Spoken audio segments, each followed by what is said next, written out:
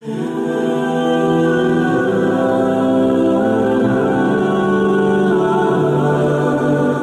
تم نے نہیں دیکھا کہ اللہ کے لیے سجدہ کرتے ہیں جو آسمانوں میں ہیں اور جو زمین میں ہیں، والشمس والقمر والنجوم والجبال والشجر والدواب وکثیر من الناس، اور سورج اور چاند اور ستارے اور پہاڑ اور درخت اور چوپائے اور بہت سارے آدمی، وکثیر حق علیہ العذاب، اور بہت سارے وہ ہیں جن پر عذاب مقرر ہو چکا ہے، ومن یہن اللہ فما لہ من مکرم، اور جسے اللہ ذلیل کر دے اسے کوئی عزت دینے والا نہیں۔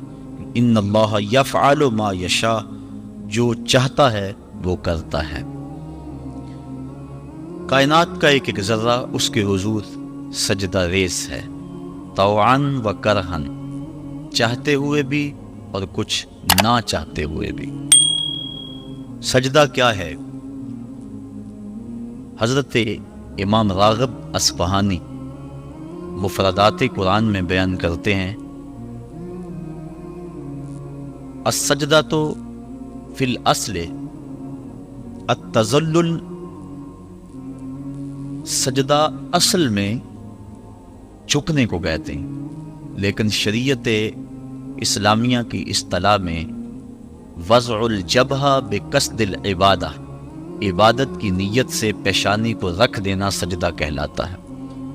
حضرت امام فخر الدین رازی سجدے کے دو معنی بیان کرتے ہیں اس آیت کریمہ کے تحت، ایک انقیاد اور دوسرا یہی وضع الجبہہ والا معنی، عبادت کے لیے پیشانی رکھ کے سبحان ربی العالی کے جو نغمے اللہ پہ جاتے ہیں، سجدے کا دوسرا مفہوم یہ ہے۔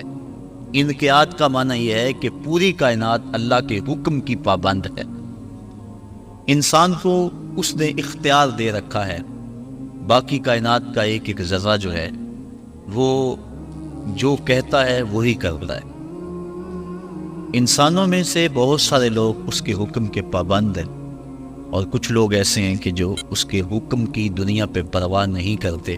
کل قیامت کے دن میں پتہ چلے گا کہ ہم نے مالک کی نافرمانی کر کے کتنی بڑی رسوائی کمائی اور کتنی بڑی ذلت میں مبتلا ہوئے۔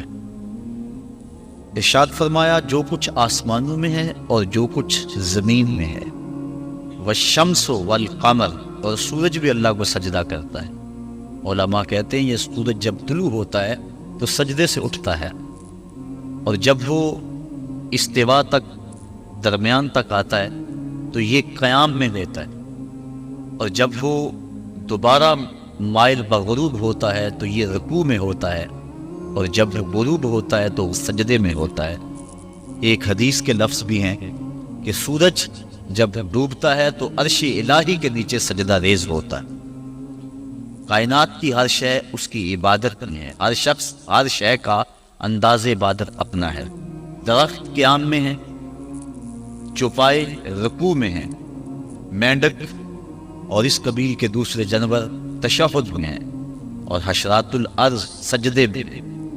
انسان کی عبادت کو ساری عبادتوں کا مجموعہ قرار دے دیا گیا، اور اس کو کہا تو چونکہ اشرف المخلوقات ہے تو ایسی عبادت کر جس میں سب کی عبادتیں شامل ہو جائیں۔ درختوں کی طرح تیری عبادت میں قیام بھی ہو، چوپایوں کی طرح تیری عبادت میں رکوع بھی ہو، اور مینڈکوں کی طرح تیری عبادت میں تشہد بھی ہو، اور حشرات الارض کی طرح تیری عبادت کے اندر سجدے بھی ہوں۔ سجدہ انتہائی ذلت ہے، اس سے بڑھ کر ذلت دنیا کے اندر نہیں ہو سکتی۔ عالم رنگ و بو میں سب سے بڑی ذلت سجدے میں ہے۔ انسان کے اشرف اعضاء سر میں ہیں، دیکھنے کی قوت آنکھیں سر میں، بولنے کی قوت زبان سر میں، سننے کی قوت کان سر میں، سونگھنے کی قوت ناک سر میں، سوچنے کی قوت دماغ سر میں، اور یہ سر مالک کی چوکھٹ پہ دھرا ہوا ہے۔ پیشانی بھی رگڑی جا رہی ہے اور ناک بھی رگڑا جا رہا ہے، اور زبان سے کیا کہہ رہا ہے؟ سبحان ربی العالی، مولا دیکھ مجھ سے بڑے ذلت میں کے درجے میں کوئی نہیں ہے اور تجھ سے اعلیٰ کوئی نہیں ہے۔ اپنے عجز کا اعلان کر رہا ہے اور مالک کی الوہیت کا اعلان کر رہا ہے۔ لیکن جب سجدے سے سر اٹھایا پھر کہا اللہ اکبر، اس کا معنی اللہ سب سے بڑا ہے۔ یعنی سجدے میں پہنچ کر انتہائی ذلت امیز عبادت میں مبتلا ہو کر کہیں دل کے کسی گوشے میں یہ خیال نہ بیٹھ جائے کہ میں نے اس کی عبادت کا حق ادا کر دیا۔ کہا سر اٹھا تو کہ اللہ اکبر، مولا تو بہت بڑا ہے، تو اتنا بڑا ہے کہ میری عبادتیں تیری بڑائی کو خراج پیش نہیں کر سکتی، اس لیے میں سجدے میں جھک کے بھی کہہ رہا ہوں کہ تیری عبادتوں کا حق مجھ سے ادا نہیں ہو سکتا۔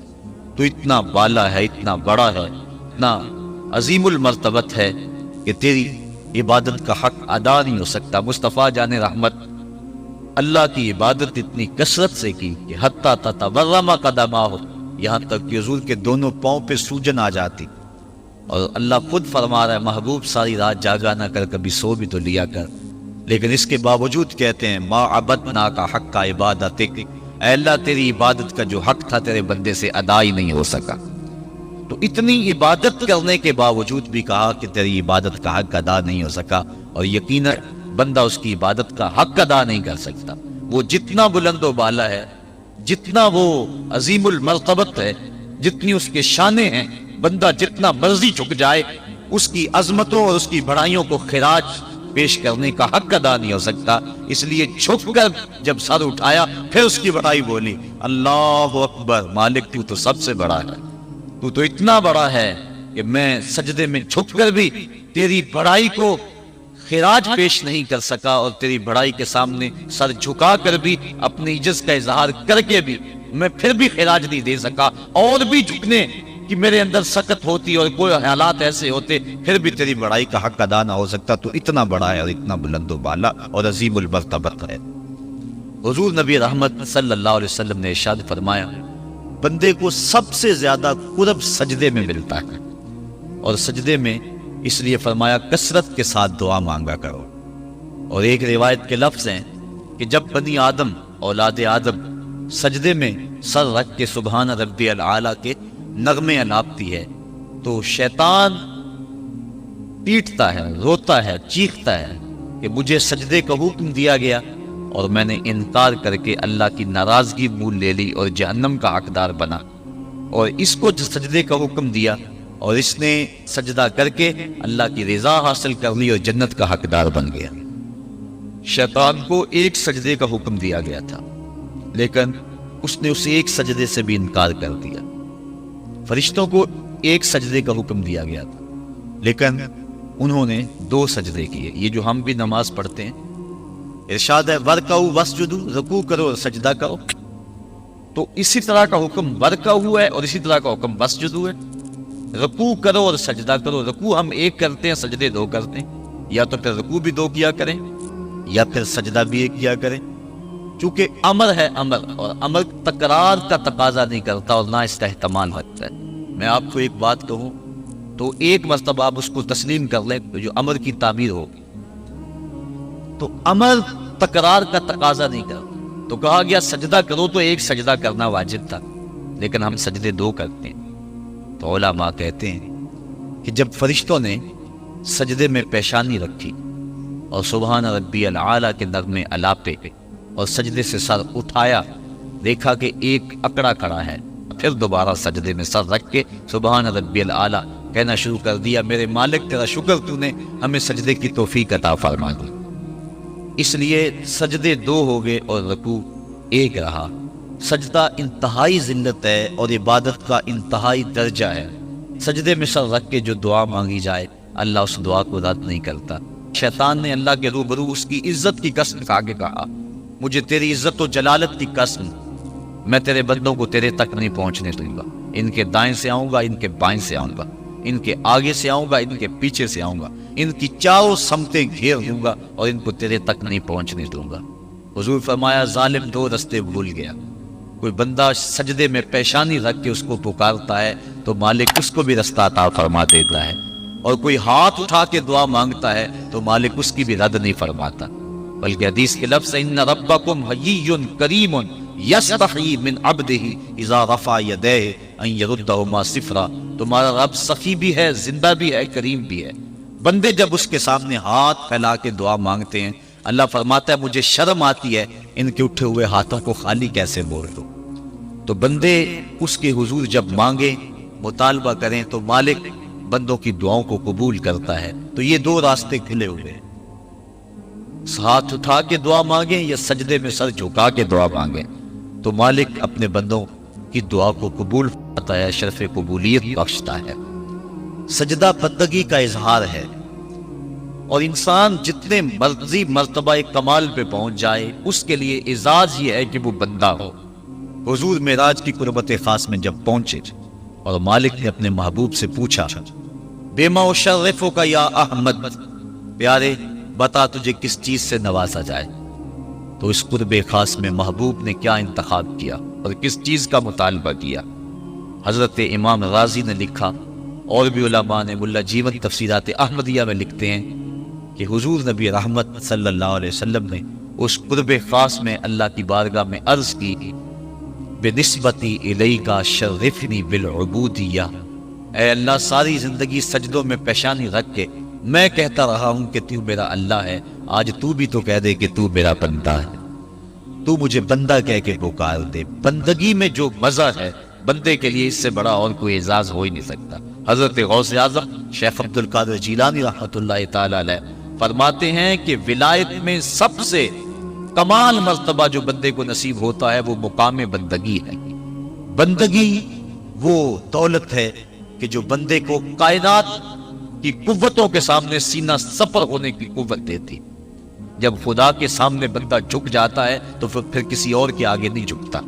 یہ درس ہے توحید کا، یہ سبق ہے سجدے کا۔ اللہ کو سجدہ کرنے والا کسی اور کے آگے پیشانی نہیں جھکا سکتا، اور اگر کوئی اللہ کو بھی سجدے کرتا ہے اور کسی اور کے آگے بھی پیشانی جھکاتا ہے تو اس نے سجدے کی روح کو سمجھا ہی نہیں۔ توحید کے دامن میں آباد ہونے والا کائنات کی ہر شے سے بے خوف ہو جاتا ہے۔ حضرت شیخ سعدی شیرازی فرماتے ہیں، میں روح جنگل میں کھڑا تھا، ایک آدمی شیر کے اوپر سوار ہوا، ہاتھ میں سانپ کا کوڑا پکڑا ہے، میرے پاس آ کے رک گیا، میں ڈر گیا، مجھے کہنے لگا سعدی ڈر گئے ہو؟ میں نے کہا بات ہی ڈرنے کی ہے۔ کہنے لگا سعدی تو خدا کا ہو جا، خدا کی خدائی تیری ہو جائے گی۔ اللہ کے حضور جھکنے والا دنیا کے سامنے کھڑا ہو جاتا ہے، اس کو یہ سجدہ کائنات کے سامنے درس قیام دیتا ہے۔ جنگل کا بادشاہ شیر ہوتا ہے، اور جو جانور کمزور بھی اس بادشاہ کے قرب میں رہتے ہیں وہ جنگل کے بڑے بڑے جانوروں کو بھی خاطر میں نہیں لاتے۔ کیوں؟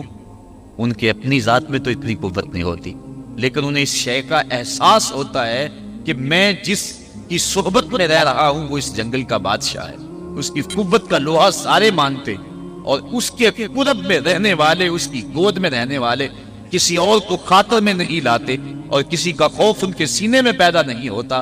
تو جو مالک کو ماننے والے ہیں، توحید کے دامن میں پناہ لینے والے ہیں، لا خوف علیہم ولا یحزنون، کائنات کی کسی شے سے نہیں ڈرتے۔ بلکہ مفسرین نے فرمایا، یہ جو قرآن مجید میں آتا نا اتقوا اللہ، اس کا معنی اللہ سے ڈر جاؤ، اتقوا کا معنی ڈر جاؤ، لیکن اس کی نسبت اگر اور ہوگی، اس کا مفعول کوئی اور ہوگا تو پھر ڈرنے کا مفہوم نہیں ہوگا۔ اتقوا اللہ قرآن میں لفظ موجود ہے، اتقوا النار اس کا معنی یہ نہیں کریں گے آگ سے ڈر جاؤ، جبکہ لفظ تو وہی ہے، اتقوا اللہ اللہ سے ڈر جاؤ، اتقوا النار اس کا معنی ہونا چاہیے آگ سے ڈر جاؤ۔ جو لوگ لفظی ترجمہ کرنے بیٹھ جاتے ہیں اور شریعت کے مزاج سے آگاہ نہیں ہوتے، وہ ترجمہ القرآن میں بڑی غلطیاں کرتے ہیں۔ اس لیے ہر کس و ناقص کا ترجمہ نہیں پڑھنا چاہیے، دیکھنا چاہیے کہ قرآن کی روح کو اور منشا کو اور شریعت کے مزاج کس نے سمجھا۔ تو اتقوا اللہ کا معنی اللہ سے ڈر جاؤ، اتقوا النار وہی معنی ہونا چاہیے آگ سے ڈر جاؤ، لیکن علماء کہتے ہیں، مفسرین نے اس کی تصریح کی ہے، فرماتے ہیں جب اتقوا النار کہیں گے تو اس کا معنی یہ نہیں ہوگا کہ آگ سے ڈر جاؤ، اس کا معنی ہوگا آگ سے بچ جاؤ۔ اتقوا اللہ کا معنی اللہ سے ڈر جاؤ، اتقوا النار کا معنی آگ سے بچ جاؤ۔ لفظ وہی ہے لیکن مفعول کے بدلنے سے مفہوم بدل گیا، اس لیے کہ جو مومن ہے وہ اللہ کے علاوہ کسی سے نہیں ڈرتا، اس کے سینے میں کسی کا خوف نہیں پنپ سکتا۔ حقوق اولاد کے حوالے سے میں نے گفتگو کے اندر کہا تھا، جو افراد موجود ہوں گے اس جمعہ میں انہیں اچھی طرح یاد ہوگا کہ ہم بچوں کی جب تربیت کرتے ہیں تو ان کے نفسیات کا ہمیں لحاظ رکھنا ہوگا۔ بعض کا بچہ رو رہا ہوتا ہے، ماں نے اس کو چپ کرانا ہوتا ہے، کوئی ضروری کام ہوتا ہے، بچہ چپ نہیں کرتا تو ماں اس کو چپ کرانے کے لیے بڑے جتن کرتی ہے. تو بعض کا ایسا ہوتا ہے کہ بچے کو چپ کرانے کے لیے ماں جلدی سے اس کو اپنی چھاتی سے چمٹا لیتی ہے اور کہتی ہے بچہ چپ کرو بلی آ گئی. میں کہا کرتا ہوں کہ یہ بچے کی نفسیات پہ بہت بڑا حملہ ہے اور بچے کو بزدل بنایا گیا ہے. جو بچپن میں جس بچے کو بلی سے ڈرایا گیا بڑا ہو کر وہ شیر کا مقابلہ نہیں کر سکتا. تو بچے کے نفسیات کے اندر یہ شے بچپن میں ہی ڈالی جائے کہ اللہ کے علاوہ کسی کا خوف اس کے سینے میں پنپنے ہی نہ پائے. یہ ہے تربیت جو ہم اپنی اولاد کی کریں. اور ایک یہ تربیت ہے جو اہل ایمان کی محمد عربی نے کی تھی. 313 ہو کے جبر کی قوتوں کے خلاف کھڑے ہو گئے. جب عمیر نے جا کے رپورٹ لی نا ابو جہل کو کہ وہ تو 3 اونٹ کھا سکیں گے اور 300 سے کچھ کم اور کچھ زیادہ ان کی تعداد ہے، اس سے زیادہ نہیں ہے، میں خوب وادیاں دیکھ آیا ہوں، میں خوب ٹیلے دیکھ آیا ہوں. تو ابو جہل نے سنادید قریش کو بلا کر کہا عمیر کی رپورٹ سنو کتنی حوصلہ افزا ہے.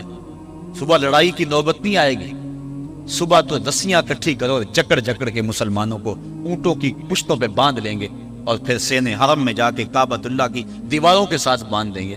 لوگوں کو تماشا دکھایا کریں گے کہ یہ نیا دین لے کر آئے تھے اور یہ ان کا کیا حال ہے. جب اس نے رعونت پڑے اتنی زبان سے اس کی جملے نکالے تو عمیر جو سارا منظر اپنی آنکھوں سے دیکھ کر آیا تھا، ابن حشام میں لفظ موجود ہیں، اس نے کہا وَلَٰكِنْ رَأَيْتُ يَا مَعْشَرَ قُرَيْشٍ الْبَلَايَا تَحْمِلُ الْمَنَايَا. اے قریش کے سرداروں اتنے بھی تکبر میں نہ آؤ، میں اپنی ان آنکھوں سے دیکھ کر آیا ہوں کہ یثرب کی اونٹنیاں اپنی پشتوں پہ نری موتیں اٹھا کے لے آئی ہیں. ان کے بدن پہ چیتڑے ہیں، ان کے پیٹ کمر سے لگے ہوئے ہیں، لیکن وہ زخمی سانپوں کی طرح پیچ و تاب کھا رہے ہیں. کل ان میں سے کوئی نہیں مرے گا جب تک تم میں سے ایک ایک کو لڑ نہیں جاتا. تم تو یہ کہتے ہو رسیاں اکٹھی کرو، میرا مشورہ مانتے ہو تو رات کے اندھیرے میں بھاگ سکتے ہو تو بھاگ جاؤ. اس قوم سے لڑنا تمہارے بس کا روگ نہیں ہے جو مرنے کے لیے آئی ہے. اتنی بڑی قوت کو دیکھ کر ان کے سینے میں خوف پیدا نہیں ہوا، بلکہ آپ جانتے ہیں بدر کی تاریخ گواہ ہے کہ 2 گھوڑے تھے. ایک روایت میں صرف ایک گھوڑا تھا، 6 زرہیں تھی، 8 تلواریں تھیں، 70 اونٹ تھے.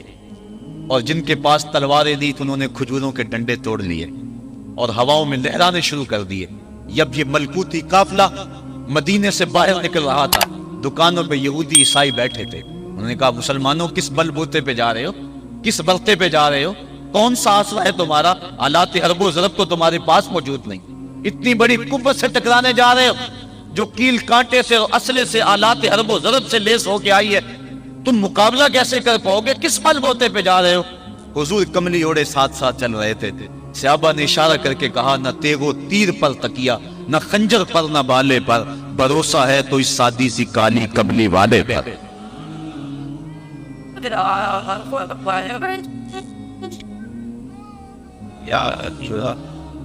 اب اس ماحول میں جبکہ کفار پورا لاؤ لشکر لے کے آئے اور ابو جہل نے کہا اعلان کر دو لنا عزا ولا عزا لکم، یہ ان کے بت کا نام ہے. ہمارے پاس عزا ہے تمہارے پاس عزا نہیں، ہمارے پاس لات ہے تمہارے پاس لات نہیں، ہمارے پاس منات ہے تمہارے پاس منات نہیں، ہمارے 360 خدا اور تمہارا ایک خدا، مقابلہ دے دے.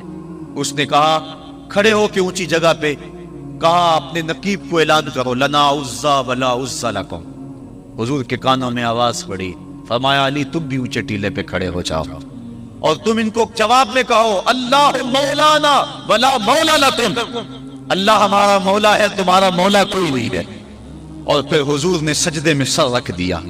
سجدہ اتنی بڑی قوت ہے، ہزاروں ایٹم بمبوں کے اندر وہ قوت نہیں ہے جو سجدے کے اندر طاقت رکھ دی.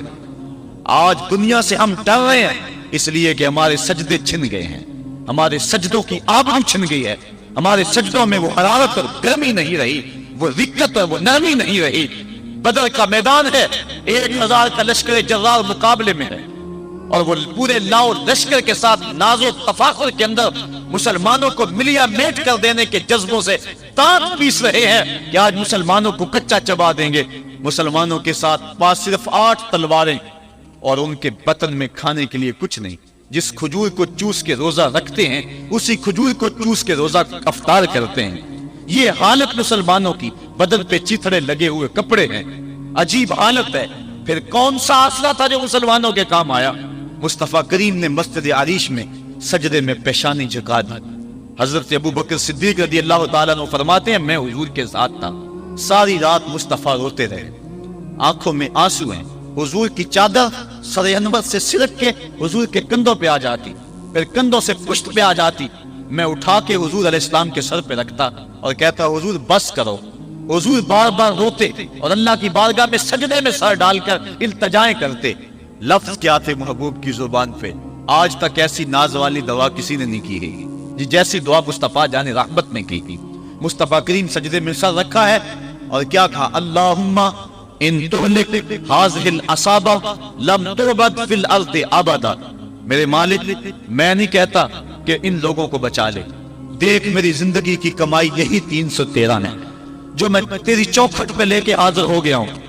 میری زندگی کا کل اثاثہ، میری زندگی کا کل سرمایہ کوہ ابو قبیس پہ کیے گئے درسوں کا نتیجہ، عکاظ کی منڈی کے اندر دیے گئے درسوں کا نتیجہ، اور ذی المجال کے میلے میں تیرے دین کی تبلیغ کا نتیجہ، طائف کے بازاروں میں پتھر کھا کھا کے جو تبلیغ کی اس کا نتیجہ، رستے میں گڑے، رستے میں پچھتے ہوئے کانٹے، اور مکے کے بازاروں میں میرے بدن کے اوپر پڑتی ہوئی اوجریاں، میں نے پھر بھی تیرا کلمہ بلند کیا. میرے مالک میری پوری زندگی کا گداس، میری پوری زندگی کا سرمایہ، میری زندگی کے آنسو، میری زندگی کا رونا سین حرم کے اندر کعبۃ اللہ کی چھاؤں میں سجدے کر کر کے، کبھی میں نے عمر مانگا، کبھی میں نے حمزہ مانگا.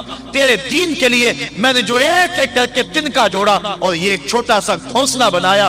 یہ گھونسلہ اب بجلیوں کی زد میں ہے، کفار کی بجلیاں اس گھونسلے کو جلا دینا چاہتی ہیں. میرے مالک میں یہ نہیں کہتا کہ میرا گھونسلہ اور میری یہ مٹھی بھر جماعت اور یہ چند میرے لوگ اور یہ میرا سرمایہ اور اثاثہ، میری پوری زندگی کی کمائی، میری جوانی کا سرمایہ جو میں نے تیرے سامنے لا کے رکھ دیا ہے، میں یہ نہیں کہتا ان کو بچا لے. لیکن میرے مالک اگر یہ نہ رہے تو قیامت تک پھر تجھے بھی خدا کوئی نہیں کہے گا. ان تہلک ہذہ العصابہ لم تعبد فی الارض ابدا. اگر یہ نہ رہے تو قیامت تک تیرے نام کے ڈنکے بجانے والے بھی دنیا پہ نہیں ہوں گے. یہ حضور نے اللہ کی بارگاہ میں دعا کی اور سجدے میں سر رکھا ہے. حضور علیہ السلام کی آنکھوں میں اشک جاری ہیں، سجدے سے قوت حاصل کی جا رہی ہے. دشمن کے مقابلے میں مصطفیٰ کریم سجدے میں سر رکھ کے اللہ سے آرزو کر رہے ہیں. حضرت سیدنا صدیق اکبر فرماتے ہیں اچانک حضور نے سر اٹھایا، میں خوش ہو گیا کہ حضور کے چہرے پہ مسکراہٹ تھی. حضور مسکراتے ہوئے فرمایا ابشر یا ابا بکر ھذا جبریل آخذ بعنان فرسہ. ابو بکر بشارت ہو، وہ جبریل اللہ کی مدد لے کر آ گئے. تو یہ سجدے تھے جن سجدوں نے ظالم اور جابر قوتوں کا منہ توڑ کے رکھ دیا. حضرت علی المرتضی روایت کرتے ہیں رضی اللہ تعالیٰ عنہ، فرماتے ہیں میں نے ہاتھ میں تلوار تھامی اور میدان میں کود پڑا. میں نے کئی کافروں کو واصل جہنم کیا، پھر پلٹ کے دیکھا کہ میں حضور کی زیارت کر لوں، لیکن مجھے حضور نظر نہ آئے. میں نے ڈھونڈا تو ایک سمت حضور نے پیشانی سجدے میں رکھی ہوئی تھی اور زبان پہ لفظ تھے یا حیو یا قیوم، یا حیو یا قیوم. حضور یہ پڑھتے جا رہے تھے، یا حیو یا قیوم کا وظیفہ پڑھتے جا رہے تھے اور سجدے میں پیشانی تھی حضور کی. میں پھر دوبارہ آیا اس سجدے سے جوش لے کر، اس سجدے سے گرمی اور حرارت لے کر، اور پھر دشمن کی صفوں میں کود گیا. میں نے ایک کافر کو واصل جہنم کیا، پھر زیارت کے لیے واپس آیا، دیکھا تو پھر سجدے میں حضور نے سر رکھا ہوا ہے اور یہی کہہ رہے ہیں یا حیو یا قیوم، یا حیو یا قیوم، یا حیو یا قیوم برحمتک استغیث. یہ جملے حضور کی زبان پہ ہیں اور سجدے میں حضور کی پیشانی. میں پھر گیا، پھر آیا، کئی بار ایسا ہوا میں کافر کو قتل کرتا، پھر آتا حضور کو سجدے میں دیکھتا. فرمایا پھر حضور نے تلوار تھامی اور مصطفیٰ کریم میدان جنگ میں کود پڑے. لوگ بڑھ چڑھ کے دشمنوں پہ حملہ کرتے تھے، لیکن جو سب سے آگے کافروں کی صفوں میں کود کے حملہ کر رہا تھا وہ آمنہ کا لال محمد مصطفیٰ صلی اللہ علیہ وسلم. تو سجدے سے وہ قوت ملتی ہے، سجدے سے وہ نور اور روشنی ملتی ہے کہ پورے زمانے میں اجالا کیا جا سکتا ہے. آج 56-57 اسلامی ملک دنیا کے سامنے رسوا ہو رہے ہیں اور دنیا کے سامنے سجدہ ریز ہیں، اس لیے کہ وہ ایک خدا کے سامنے سجدہ کرنا بھول گئے. ایک سجدہ جسے تو گراں سمجھتا ہے 1000 سجدے سے آدمی کو دیتا ہے نجات. آؤ اس کے حضور جھکو. اس کے حضور جھکنے والا کسی کے آگے نہیں جھکتا. سجدہ اس کو قوت دیتا ہے. تو راز کن فکاں ہے, اپنی آنکھوں پر عیاں ہو جا. خودی کا راستہ ہو جا, خدا کا ترجمہ ہو جا. خودی میں ڈوب جا غافل, یہ سر زندگانی ہے. نکل کر حلقہ شام و سحر سے جا ودا ہو جا. گزر جا بن کے سیلے تندرو کوہ بیاباں سے. گلستہ راہ میں آئے تو جوئے نغمہ کہاں ہو جا. مالک کے حضور جب بندہ عزت سے سر جھکا دیتا ہے, اللہ کی رحمتیں بندے پہ نازل ہوتی ہے. ایک روایت میں آتا ہے جب بندہ نماز کے لیے کھڑا ہوتا ہے, ابھی اس نے سجدے میں جانا ہوتا ہے, ابھی وہ قیام ہی کرتا ہے, اللہ فرماتا ہے میرے بندے کے گناہ جو ہیں اس کے بدن سے نکال کے ایک سمت کر دو, تاکہ میرا بندہ اس حالت کے اندر میرے حضور حاضر ہو کہ وہ گناہوں سے پاک اور صاف ہو. حضرت نبی رحمت صلی اللہ علیہ وآلہ وسلم فرماتے ہیں کہ پھر اس کے سارے گناہ اس کے بدن سے اتار کے ایک سمت رکھ دیے جاتے ہیں, اور بندہ مصلی پہ سبحان ربی العالی کے نغمے الاپتا ہے, رکوع کرتا ہے, سجدے کرتا ہے. جب سلام پھیر کے نماز ختم کر کے دعا کر کے جانے لگتا ہے تو فرشتے عرض کرتے ہیں مالک یہ جو گناہ اتار کے ایک سائڈ پہ رکھے تھے یہ دوبارہ اس کو دے دے. اللہ فرماتا ہے جس کی جھولی سے گناہ نکال لیے تھے دوبارہ اس کی جھولی میں نہیں ڈال رہے. اللہ اکبر. اور ایک روایت کے لفظ ہے کہ جب بندہ نماز کے لیے کھڑا ہوتا ہے اس کے کندھوں کے اوپر سارے گناہ آ جاتے ہیں اور اس کے سر پہ اوپر گناہ آ جاتے ہیں. جب رکوع میں جاتا ہے تو کندھوں والے گناہ گر جاتے ہیں, اور جب بندہ سجدے میں سر رکھتا ہے تو اللہ تعالیٰ اس کے سارے گناہوں کو ختم کر دیتا ہے اور وہ بالکل پاک ہو جاتا ہے. حضرت سلیمان فارسی ایک دن ایک درخت کے نیچے کھڑے تھے. آپ نے درخت کی شاخ کو پکڑ کے جنبش دی, حرکت دی. موسم خزاں تھا, درخت کی شاخ کے سارے زرد پتے گر گئے. ایک صحابی پاس کھڑے تھے, انہیں پوچھنے لگے عثمان تو نے مجھے پوچھا نہیں کہ میں نے درخت کی شاخ کو یوں ہلایا کیوں ہے. انہوں نے کہا اچھا پھر آپ بتا دیں کہ آپ نے درخت کی شاخ کو یوں کیوں ہلایا ہے. کہا سنو پھر ایک دن میں اور چند صحابہ حضور کے ساتھ جا رہے تھے, رستے میں ایک درخت آیا, اس کے نیچے حضور کھڑے ہوئے. حضور نے اس طرح درخت کی شاخ کو پکڑ کے ہلایا, یوں پتے جھڑ گئے. ہم اس منظر کو دیکھتے رہے. حضور علیہ الصلوۃ والسلام نے فرمایا سلمان فارسی تو نے مجھے پوچھا نہیں کہ میں نے اس درخت کی شاخ کو یوں کیوں ہلایا ہے. تو میں نے عرض کی حضور آپ بتا دیں کہ آپ نے کیوں ہلایا ہے. فرمایا سلمان جس طرح اس درخت کی شاخ کو ہلایا گیا اور سارے پتے جھڑ گئے, جب کوئی بندہ سجدے میں سر رکھتا ہے نماز پڑھتا ہے اس کے سارے گناہ دھل جاتے ہیں اور وہ پاک اور صاف ہو جاتا ہے. ایک دن فرمایا صحابہ اگر کوئی بندہ اس کے گھر کے سامنے سے نہر گزرتی ہو اور وہ دن میں 5 مرتبہ اس نہر کے اندر غسل کرے تو بتاؤ اس کے بدن کے اوپر کوئی میل کچیل رہ جائے گا. عرض کی نہیں. فرمایا اس طرح جو 5 نمازیں پڑھتا ہے اس کے بدن کے اوپر گناہوں کا میل نہیں رہتا. فرمایا الصلاۃ معراج المومنین, نماز مومنوں کا معراج ہے. عماد الدین الصلاۃ, نماز دین کا ستون ہے. حبب الی من دنیاکم ثلاث الطیب والنساء وجعلت قرۃ عینی فی الصلاۃ, مجھے تمہاری دنیا سے صرف 3 چیزیں پسند ہیں, خوشبو, منکوحہ بیویاں, اور میری آنکھوں کی ٹھنڈک نماز میں رکھی ہے. اور حضور نے یہ بھی ارشاد فرمایا من ترک الصلاۃ متعمدا فقد کفر, جس نے جان بوجھ کے نماز چھوڑی گویا اس نے کفر ہی تو کیا, یعنی کافروں والا کام کیا.